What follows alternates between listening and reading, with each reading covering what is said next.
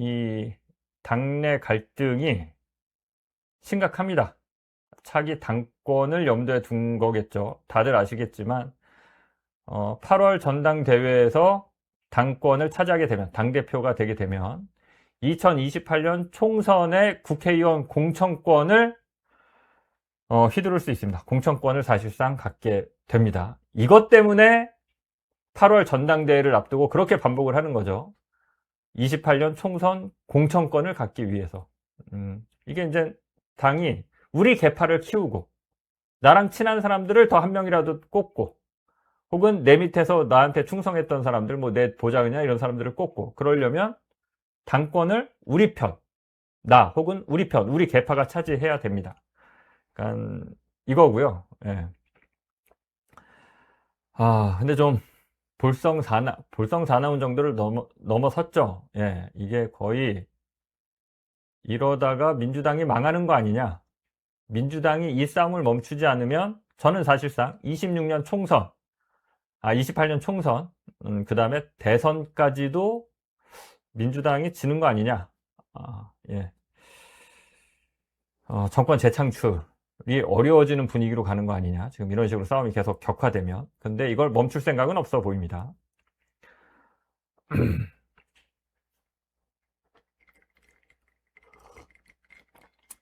저는 좀 제가 싸움을 부추기고 싶은 생각은 없습니다. 좀 원론적인 얘기를 해보려고 합니다. 근데 또 원론적인 얘기를 하면 쟤는 어느 편이네 이렇게 낙인이 찍히게 될 텐데, 그래도 좀 원론적인 얘기를 해보겠습니다. 지금 민주당 내 상황이 조금이라도 듣기 불편한 얘기를 하면 안 됩니다. 매장당합니다. 저도 사실 첫 스타트를 끊긴 했죠. 공소 취소 발언을 해서 거의 매장을 당했죠. 가루가 되도록 까였습니다. 저는 그렇다 치고, 최근에 그 민주당의 이지은 대변인이 이재명 대통령이 당무 개입을 한다는 얘기냐, 대통령이 그럴 리가 없지 않느냐, 당무 개입은 윤석열이나 하던 건데 이재명 대통령이 그러면 윤석열과 같은 그런 일을 한다는 거냐, 이런 얘기를 했습니다. 저는 지극히 상식적인 얘기라고 생각하는데, 여기서 딱 잘라서 그러면 이재명 대통령이 윤석열과 같은 행동을 했다는 얘기냐, 요거를 딱 자르면 어디 감히 이재명 대통령을 윤석열에 비교해, 저 불경한 것, 이렇게 되죠. 그래서 결국 대변인직을 그만뒀습니다. 마찬가지입니다. 조금 과했죠. 욕을 했기 때문에. 오창석인가요?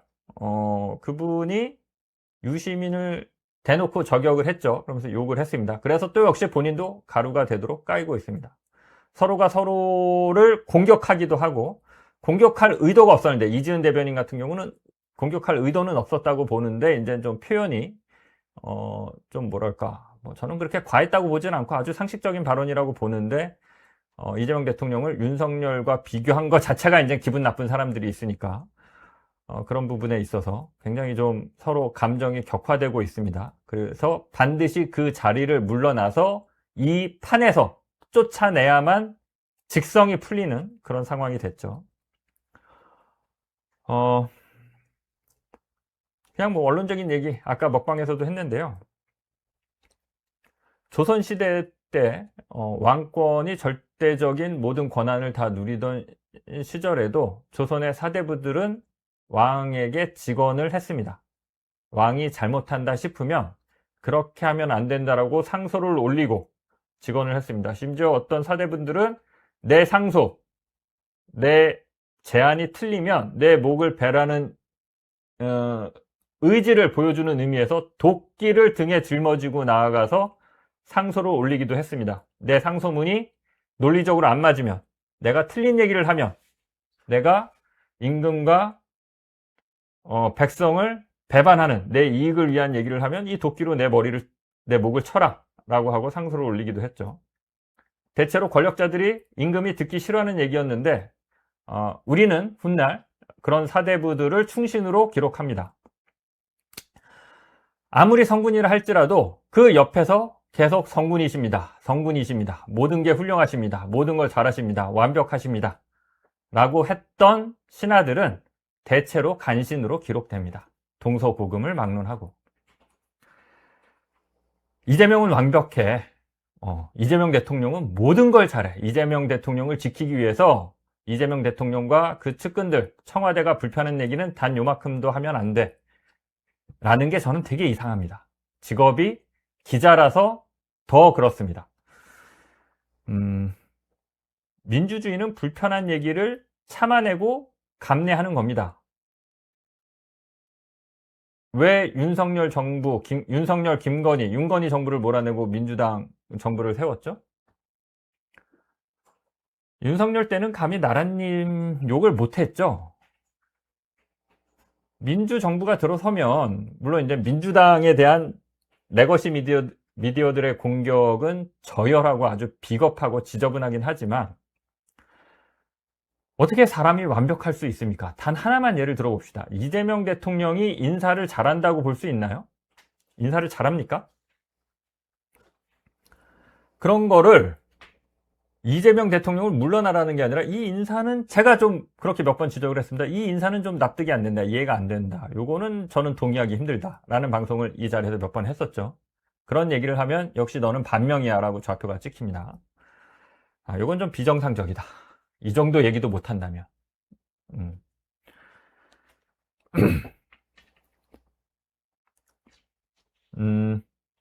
이재명 대통령을 극단적으로 지지하는 사람들, 친명이라고 본인을 굉장히 자리매김하고 싶어하는 패널들, 유튜버들, 지지자들이 잘 얘기하는 게 있습니다.